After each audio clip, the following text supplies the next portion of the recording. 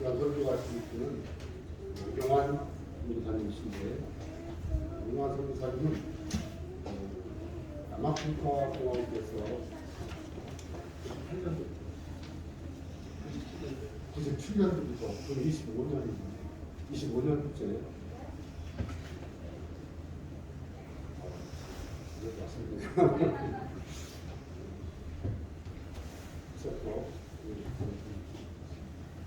카카오톡 프로필에 나와 있군요. 지금 사진은 아닐 것 같아요. 아드님이 교주 아드님이 있고 다 청년이고요.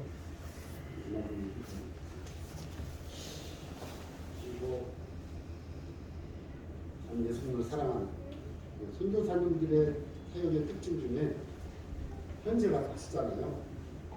근데 저분은 남아프리카 공화국에 안에 있는 원주민을 대상으로 원주민을 대상으로 사역을 하셨어요. 그래서 대지의 위험 다 말씀 안 드려도 다 이제 궁금하시면 나중에 제가 말씀을 드립니다. 우리 교회하고는 처음부터 계속 유대관을 갖고 우리 교회가 힘들 때는 못 섬겼고 그래서 숨기려고 애써왔고 올해도 좀 섬기려고 애쓰는 중입니다. 그런데 시간 나오셔서 귀한 은혜 말씀 주시고 메리 크리스마스의 그 기쁨의 시간이 되는 나오십니다. 박수로 환영합니다.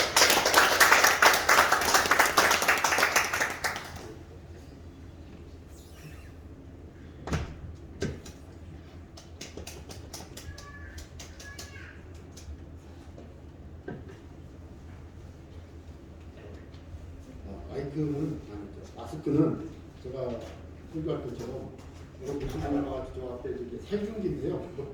여러분들 쓰시고요. 우리 설교자는 마스크를 좀 벗도록 하겠습니다. 저 살균기는 우리나라에 등록되어 있는 의료기입니다.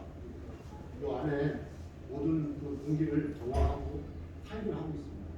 그러니까 마스크를 벗도록 하겠습니다.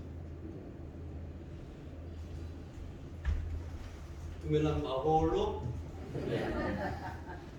안녕하세요 여러분. 남아프리카 공화국에서 온 오경환 선교사입니다. 여러분 뵙게 돼서 참 기쁘고 감사합니다.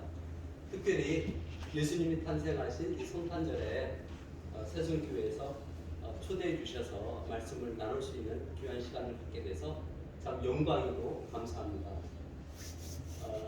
저는 오늘 예수님의 탄생을 함께 나누면서 어떤 말씀을 나누는 것이 가장 이런 어려운 때에 성도들에게 필요한 말씀이 될 수 있을까 고민하며 준비를 하게 됐습니다. 그러면서 임마누엘의 은혜, 임마누엘의 은혜를 함께 나누는 것이 참 좋겠다라는 생각을 갖게 됐습니다. 오늘 성경에서 우리가 다 같이 읽은 것처럼 예수님은 아브라함과 다윗의 자손으로 탄생하셨습니다. 특별히 그의 아버지 요셉은 하나님께서 세우셨는데 그는 의로운 사람이었습니다. 하나님께서 역사 속에서 성경에서 기록된 많은 의인들이 있지만 특별히 요셉은 예수님이 이 땅 위에 태어날 수 있도록 길을 예비한 그런 아버지셨습니다. 하나님께서는 하나님의 구속 사역을 위해서 의로운 사람들을 사용하고 계심을 보여줍니다. 요셉은 마리아와 약혼하였고 그가 마리아와 약혼한 이후에 동침하지 않았는데도 불구하고 마리아가 잉태한 것을 알게 되었습니다. 의로운 사람이라면 마땅히 어떻게 할지 고민하게 됐을 텐데 요셉은 역시 고민하고 이 관계를 좀 정리해야 되겠다. 그러면 자기가 비록 약혼한 마리아라 할지라도 수치심을 좀 그 사회로부터 그 공동체로부터 미연에 방지할 수 있지 않겠나 하는 생각을 갖게 됩니다. 그래서 조용히 정리하려고 했죠. 소란스럽게 정리하는 것이 아니라 조용히 정리하려고 했습니다. 그때 하나님께서는 주의 사자를 요셉에게 보내요. 요셉이 현무한 가운데 특별히 말씀을 들려줍니다. 그것이 요셉아, 내 안에 마리아를 데려오기를 두려워하지 말아라. 그러니까 분명히 요셉은 마음에 두려움이 가득했을 것입니다. 그런데 천사가 두려워하지 말라. 마리아에게서 잉태된 자는 성령으로 잉태된 것이다. 우리가 사도신경을 오늘 고백한 것처럼 성령으로 잉태하여 성령으로 잉태된 예수님을 언급을 하고 있습니다. 우리는 예배할 때마다 예수님의 탄생을 기억하고 있는데 성령으로 잉태된 분을 우리의 입술로 마음으로 고백하고 있습니다. 두 번째로는 요셉에게 아들을 낳을 것인데 그 아들의 이름을 예수라 하라 이렇게 말씀합니다. 예수라는 뜻은 이는 그가 자기 백성을 저희 집에서 구속할 것으로 구속자 대신 예수님을 말씀하죠. 그러면서 세 번째로는 이사야 7장 14절인데 보라 처녀가 잉태하여 아들을 낳을 것이요 그 이름을 임마누엘이라 하리라 하셨으니 이를 번역하면 하나님이 우리와 함께 계신다라는 뜻을 갖고 있습니다. 저는 오늘 임마누엘 대신 임마누엘의 은혜를 함께 여러분들에게 나누며 생각하고자 합니다. 하나님께서 구주로 보내신 예수님은 임마누엘로 하나님이 우리와 영원히 함께 하신다는 의미를 내포하고 있습니다. 구약시대에는 대부분의 사람들이 하나님을 만나면 어떻게 됐어요? 죽음을 맛보았습니다. 왜냐하면 하나님은 너무 거룩하신 분이기 때문에 죄 많은 사람들이 예수님 하나님을 만나면 그분들은 비록 제사장이라 할지라도 성소와 지성소로 들어갔을 때 그들은 죽음을 맞이하게 됐습니다. 그러나 예수님이 오신 이후에 예수님의 임재를 하나님의 임재를 우리가 모두 다 경험하고 있기 때문에 우리는 결코 죽지 않고 살아서 하나님께 찬양과 경배를 드리게 되죠. 임마누엘 예수님은 마태복음 1장 21절에도 임마누엘 나오지만 마태복음 28장 19절로부터 20절에서도 분명하게 예수님 죽으시고 부활하신 예수님이 이렇게 말씀합니다. 그러므로 너희는 가서 모든 민족으로 제자를 삼아 아버지와 아들과 성령의 이름으로 세례를 주고 내가 너희에게 분부한 모든 것을 가르쳐 지키게 하라. 그러면서 말씀합니다. 내가 세상 끝날까지 너희와 항상 함께 있으리라 하셨습니다. 참 얼마나 놀라운 은혜의 말씀인지. 특별히 선교사로서 저는 하나님이 항상 저와 함께 하시겠다는 그 약속의 말씀을 생각할 때마다 큰 은혜와 감격을 누리게 됩니다. 우리 구주 예수 그리스도는 약속하신 대로 우리와 항상 함께 있겠다고 분명하고 확실하게 말씀하셨습니다. 여러분 이 말씀을 믿나요? 예수님이 여러분과 함께 하시겠다고 약속하신 말씀. 그래서 지금도 나와 함께 하시는 예수님을 확실히 마음속 깊이 믿으시고 있나요? 우리는 지난해부터 코로나19 팬데믹으로 인한 한 번도 경험하지 못한 어려움을 겪고 있습니다. 코로나19의 출현과 함께 백신의 개발과 접종으로 우리는 조금은 잡힐 듯했던 코로나19가 여러 가지 변이가 발생했습니다. 알파나 베타나 감마나 델타 그리고 최근에 남아공 제가 사역하고 있는 남아공에서 출현한 오미크론 변이 바이러스에 대해서 전 세계는 사실 긴장 관계에 있습니다. 우리는 언제 끝날지 모르는 불안과 또 막막한 현실을 살고 있죠. TV를 틀면 자영업자들의 고충과 외침, 부르짖음이 들려옵니다. 의료인들의 가중한 부담이 그래서 의료 공백을 염려하게 됩니다. 경기인들도 어려움을 호소하죠. 또 많은 사람들이 백신을 맞아야 1차, 2차, 3차 맞으면 좀 더 이 코로나 바이러스부터 좀 나을 수 있다고 하는데 코로나 백신을 맞은 사람들의 부작용 또 죽음 사건들이 많이 있기 때문에 어떤 사람들은 백신을 맞으려고도 하지 않고 있습니다. 공교회들은 예배조차 마음껏 그럴 수 없습니다. 오늘같이 기쁜 날 성탄절에 제가 어렸을 때 떡국을 끓여 먹고 또 새벽성을 돌았던 기억이 지금도 생생합니다. 온 성도들이 함께 모여서 기쁨으로 교제하는 시간조차도 우리는 허락하지 않는 이 시대적 아픔을 겪으며 살고 있습니다. 그렇죠? 떡국 먹고 싶죠. 교제하고 싶죠. 그래도 교제할 수 없는 게 오늘의 현실인 것을 우리는 인정하게 됩니다. 사실 남아공도 예외는 아닙니다. 남아공 정부가 최근 거의 2년 동안 락다운을 반복해서 시행했어요. 1단계부터 5단계까지 봉쇄함으로 인해서 모든 모임들, 주류 판매도 안 됐고 식당도 거의 문을 닫게 되었습니다. 그러므로 경제는 은두박질쳤고요. 최근에 실업률은 34.4%, 그리고 제가 사역하는 일부 주에서는 54%에서 58%까지 거의 일일 노동자들은 모두 다 직업을 잃게 되었습니다. 그래서 대부분 저희 성도들 같은 경우는 하루 한 끼를 걱정하며 하루 한 끼나 두 끼는 물로 때우는 그런 어려운 현실에 직면해 있습니다. 지난 7월에는 한국에서도 남아공의 뉴스를 대단히 방영했던 것 같은데 어땠죠? 남아공에서 폭동, 탈취, 방화 이것이 거의 전국적으로 퍼지면서 많은 사람들이 불안에 떨기도 했습니다. 참으로 암울한 현실입니다. 이런 고통스러운 현실을 볼 때 저는 이런 생각을 했어요. 우리의 임마누엘 되신 예수님, 하나님이 정말 우리와 함께 하시겠다는 약속이 사실인가? 아니면 거짓말인가? 왜 이런 암울한 현실에 하나님은 침묵하고 계시는가? 하나님은 나의 고통을 이면하지 않으셨는가? 과연 살아계신가? 나를 도우시는가? 이런 마음에 의심을 갖고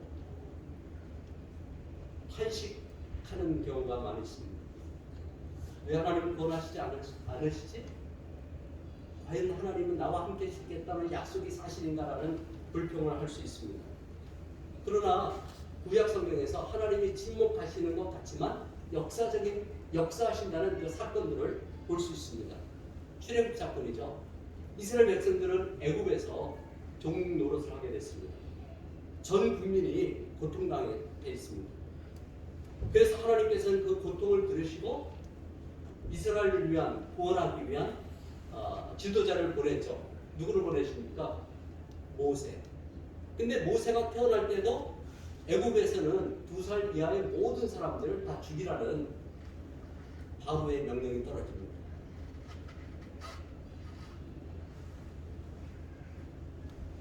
참으로 끔찍한 고통을 이스라엘 백성들은 경험하고 있습니다. 하나님의 침묵은 때때로 하나님의 계획이 은밀하게 이루어지고 있는 시간입니다. 하나님은 암울한 때에 모세를 보내시고 80년을 준비하셨는데 역시 80년 기간 동안 이스라엘 백성들은 노예로 고통당하는 시간을 겪게 됩니다. 우리가 어려움을 직면했을 때 하나님의 구원의 시간표와 우리가 기대하고 소망하는 구원의 시간표는 분명히 다르죠. 여러분 그렇지 않습니까? 하나님 내가 기도하면 내가 어려운 고통 중에 부르짖으면 하나님은 오늘 바로 역사하셔야 되는데 하나님 침묵하십니다. 참 속상합니다. 하나님 왜 침묵하시고만 계신가? 분명한 사실은 하나님이 우리가 고통을 당할 때도 함께 하신다는 약속에 변함이 없습니다. 내가 눈물을 흘릴 때 주님도 함께 눈물을 흘리시고 내가 고통당할 때 주님도 역시 우리를 보시며 안타깝게 로마서 8장 27절에서 성령이 말할 수 없는 탄식으로 우리를 위해서 나를 위해서 기도하고 계신다는 것은 분명한 사실입니다. 히브리서 11장 36절에서 38절까지 고통당했던 믿음의 사람들을 삶을 언급하고 있습니다. 어떤 이들은 희롱과 채찍뿐만 아니라 결박과 옥에같이 있는 시험도 받았습니다. 돌로 치는 것과 톱으로 켜는 것과 시험과 칼에 죽는 것을 당하고 양과 염소의 가죽을 입고 유리하며 궁핍과 환난과 학대를 받았으니 이런 사람들은 세상이 감당치 못하도록 저희가 광야와 산중에 그리고 암물과 토굴에 유리하였느니라. 사실 양과 염소의 가죽을 입고 유리했다고 하는 것은 많은 시대에 그들을 그 예수 그리스도를 믿는 사람들을 죽이는 방법 중에 하나는 그 뜨거운 햇볕이 뜨는 곳에 양과 염소를 잡아서 그것을 사람들에게 이렇게 씌우면요. 그리고 뜨거운 태양볕 아래 놓으면 양과 염소의 가죽이 어떻게 해요? 마르지 않습니까? 그래서 온 몸이 이게 터져가는 그런 죽음을 맞게 됩니다. 종교 개혁 때는 유럽에서 성도들을 화형시켰죠. 불에 태워 죽였습니다. 미얀마 선교 측에는요, 선교사들을 물이 있는 웅덩이에 던져 넣었습니다. 그럼 그 웅덩이에는 거머리들이 많았어요. 그 거머리들이 많은 곳에서 거머리가 어떻게 해요? 사람의 몸속으로 피를 빨기 위해서 들어갔어요. 그러면 피를 완전히 빨아먹은 다음에 죽임을 당하게 됐습니다. 믿음의 사람들이란 고통스러운 가운데서 하나님이 함께 하심을 믿었고, 설령 하나님이 지금 나를 구원하지 않는다 할지라도 하나님을 향해 원망하지 않고 조금 더 살고자 구차하게 생명 연장을 구걸하지 않았습니다. 왜냐하면 영원한 천국을 소망하며 살았기 때문입니다. 저는 선교사로서 바울처럼 많은 어려움을 겪지는 않았지만 그런 어려움들을 겪게 됐어요. 사실 강한 햇볕을 인해서 눈을 손상됐고, 수술한 이후에 20여 년이 지났는데도 아직까지 눈에 충혈을 하고 아픔을 경험하고 있습니다. 현지 목사님 집을 방문했을 때 개떼가 달려들어서 개에게 물리기도 했습니다. 어떤 때는 공항에서 9시간 감금을 당했고 40여일 동안 추방에 대한 협박을 함으로 압박 가운데 보내기도 했습니다. 지난해부터 최근 몇 년 동안은 제 인생에서 가장 어려운 때를 보내기도 했어요. 혹시 망고파리라고 들어보셨어요? 망고벌레. 이 망고벌레는요, 우리가 잘 알고 이게 돌아다니는 파리 중에 사람 몸에 유충을 따고 그 유충이 우리 몸속, 사람의 몸속으로 들어오거나 동물의 몸속으로 타고 들어가서 거기서 자라고 부화해서 파리가 되는 증상입니다. 지난해는 저와 제 아내, 저는 5마리의 파리, 망고파리, 제 아내에게는 12마리의 망고파리가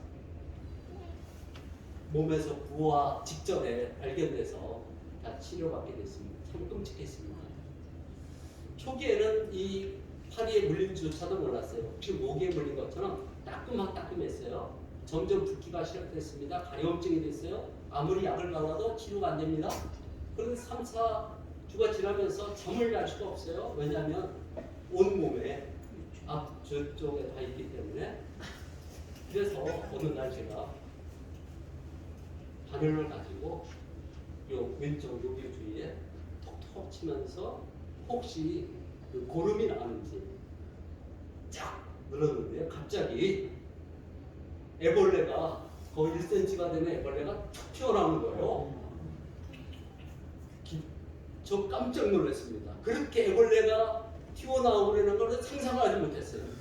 그래서 제 무릎에 또 있었는데 무릎도 툭툭 쳤는데 나 짠 하는데 2마리가 튀어나온 거예요. 깜짝 놀라서 제 아들이 의사니까 의사한테 말했습니다. 아들이 이거 망고파리라. 그래서 바로 병원에 가서 희술함으로 제거되게 되었습니다. 이런 끔찍한 일들을 겪을 때마다 삶과 죽음이 늘 저에게 가까이 있는 것을 경험하게 됩니다. 3인조 곤충 강도도 만나서 어려움을 겪게 됐습니다. 그러나 임마누엘 되신 하나님이 저와 함께하고 계심을 제가 확실히 믿고 또 살았음을 고백합니다. 그리고 임마누엘 예수님께서 이렇게 말씀하시더라고요. 그러므로 살아가는 형제들아, 견신하며 흔들리지 말고 항상 주의 일에 힘쓰는 자들이 되라. 이는 너희 수고가 헛되지 않은 줄을 알미니라. 고린도전서 15장 58절에서 말씀하죠. 어떤 때는 제가 쫄고 있는 저를 보게 됐어요. 사랑하는 성도 여러분, 우리가 당면한 현실에 집착하여 쓰러지지 맙시다. 쫄보처럼 왜냐하면 임마누엘의 하나님이 바로 저와 여러분과 어떤 고통 중에서 어떠한 위험 같은 상황에서도 함께 하시기 때문입니다. 아멘. 두 번째로는 예수님의 구속에 의합니다. 우리가 예수님이라는 뜻을 알고 있죠. 이는 저희 죄를 자기 백성들을 저들의 죄에서 구원할 자, 구원자라는 뜻을 분명히 갖고 있습니다. 예수님은 우리의 죄를 대신 지시고 십자가를 지시기 위해서 그리고 십자가에서 피 흘려 죽으셨습니다. 예수님의 보혈을 의지하여 우리는 하나님의 은혜 보좌 앞에 어떻게 해요? 당당히 나아갈 수 있게 되었죠. 예수님의 보혈은 우리를 사망에서 구속하는 능력이 있습니다. 예수님의 보혈은 우리의 죄를 깨끗하게 하는 능력이 있습니다. 예수님의 보혈은 순간순간 우리에게 다가오는 어둠과 죽음의 영을 막아주는 능력의 힘이 있습니다. 예수님의 보혈은 순간순간 우리에게 다가오는 이 코로나19 바이러스부터 우리를 지켜주는 능력이 있음을 믿습니다.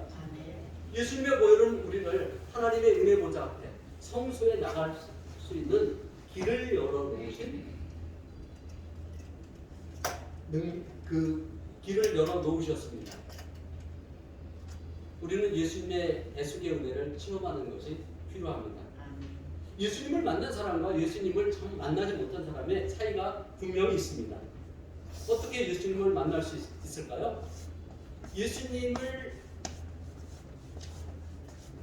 만난 사도 바울은요, 다메섹 도상에서 예수님을 극적으로 만나고 그는 그의 인생이 완전히 변화되는 삶을 살게 되었습니다. 요즘 선교사들의 평균 연령이 50대 중반입니다. 남아국에서 GMS 선교사 중에 제일 어린 사람이 37살이고요. 나머지는 다 40대 후반, 50대, 60대입니다. 앞으로 15년이면 선교사들은 거의 다 선교지에서 철수하게 되는 그런 승공을 받습니다. 젊은이들 선교사로 헌신하지 않습니다. 혹시 새성교회에서 선교사로 헌신한 분이 계십니까? 제가 볼 때는 없는 것 같아요. 제가 미리 말씀드릴 게 없죠? 예, 확실합니다. 이게 오늘의 교회 현실입니다. 선교사들조차 자녀들이 선교사로 헌신하는 것을 원하지 않습니다. 좋은 직장 들어가서 풍요로운 그리고 넉넉한 삶을 살기를 원하고 있습니다. 선교사 자녀들도 은혜 받으면 선교사로 하나님 부르실까봐 은혜 받는 일에 안 갑니다. 은혜를 받기를 원하지 않아요. 분명합니다.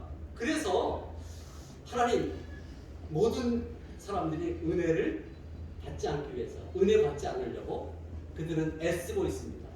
은혜 받으려고 애쓰는 것이 아니라 은혜 받지 않으려고 애쓰고 있습니다. 교회에서 공부하는 비밀은요, 교회 재정이 어려우면 제일 먼저 삭감하는 것이 선교비라고 말합니다. 이것이 현실입니다. 참으로 연약한 그리스도인이 대세의 시대가 되었습니다. 참으로 하나님께서 부어주시는 은혜를 거부하는 분위기가 가득한 세대가 되어 참 선교사로서 안타깝습니다.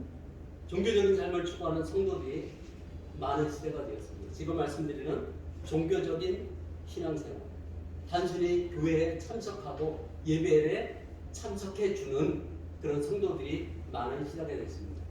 내가 예배당에 나와서 예배를 참석하면 그것으로 목사님이 좋아할 거야. 나는 내 성도의 의무를 다했어. 이런 생각을 하는 분들이 많이 있다고 하는 것입니다. 그렇다면 우리는 어떻게 해야 할까요? 예수의 피로 구속받은 우리들은 예수님이 사도행전 1장 8절에서 말씀한 것처럼 성령의 임재, 성령의 권능을, 능력을 우리는 받아야 합니다. 오직 성령이 너희에게 임하시면 너희가 권능을 받고 예루살렘과 온 유대와 사마리아와 땅끝까지 이르러 증인이 되라고 말씀했습니다. 성령이 임하면 우리가 능력을 받습니다. 그렇죠? 근데 여러분, 성령님이 임하셨는데 능력을 받으셨습니까?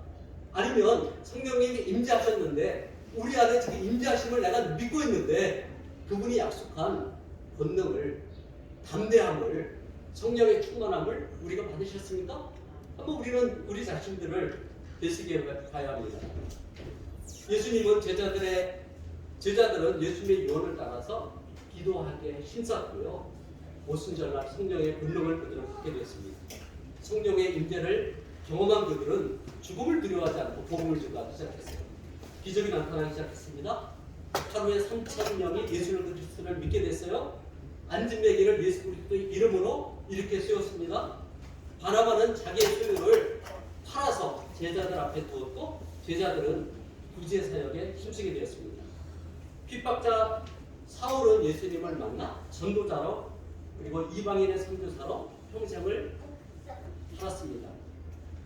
오늘 우리는 성령이 우리 안에 임해서 충만한지 성령의 기름 부으심이 우리에게 임했는지 우리는 되돌아봐야 합니다. 예수님을 만난 성령의 사람은 성령이 충만한 사람은 제가 어떤 삶을 살 것인가 몇 가지 한번 적어봤습니다.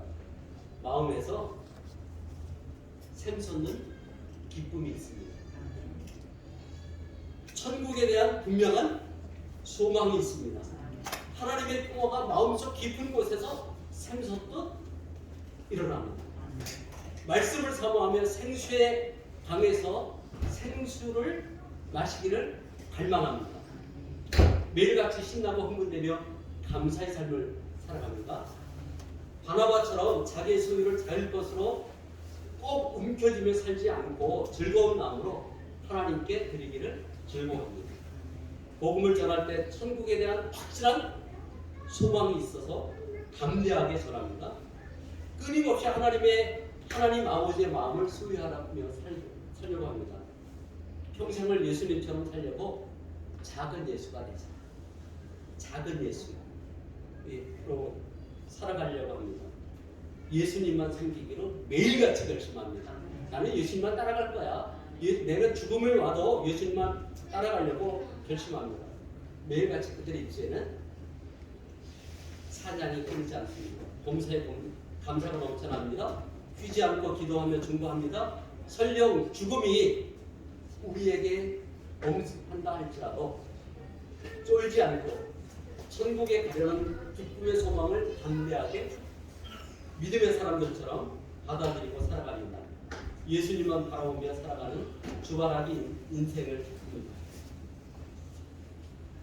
저는 여러분들의 예수님이 오신 기쁜 생탄절을 절기로만 기억하고 산타크로스 선물만 기대하는 어린이들처럼 단순하게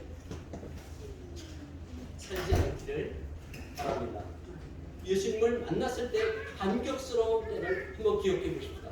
한번 누구든지 우리는 한 번쯤 하나님께서 부어주시는 그분이 나를 찾아와 만나주신 그 순간을 모두가 기억하고 있을 것입니다.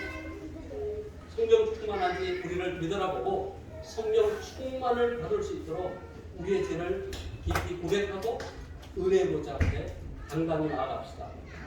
아직도 예수님을 만나지 못하고 종교적인 삶을 살고 있다면 예수님께서 나를 만나주세요. 간절히 기도하고 예수님을 개인적으로 깊이 만나는 은혜를 체험하시는 성탄절이 되시기를 진심으로 축복합니다. 사랑하는 새성교회 성도 여러분, 성탄절에 하나님이 정말 나와 함께 하심을 확실하게 믿고 체험하는 삶을 살아갑시다. 예수님이 나를 위해 오셔서 내가 예수님의 자녀가 되고 내 모든 죄가 깨끗하게 씻음받게 되었고 은혜 보좌 앞에 날마다 나아갈 수 있다는 것을 내가 체험하며 그분이 주시는 은혜를 순간순간 누리며 살아가시는 여러분 되시기를 진심으로 축복합니다. 기도하겠습니다. 하나님 아버지 감사합니다. 우리의 구주 예수 그리스도께서 임마누엘 되신 예수님께서 오신 성탄절을 맞이해서 우리가 예배했습니다. 오늘 주신 말씀처럼 임마누엘의 은혜가 우리를 주위에서 구속해 주신 예수님의 은혜가 새순교회 성도님들에게 충만하게 임하게 하시고 이제는 이 어려운 상황에서 쫄지 않고 담대하게 구차하게 살지 않고 성령 충만한 삶을 살아가도록 은혜를 충만하게 부어주옵소서. 예수님의 이름으로 기도합니다. 아멘.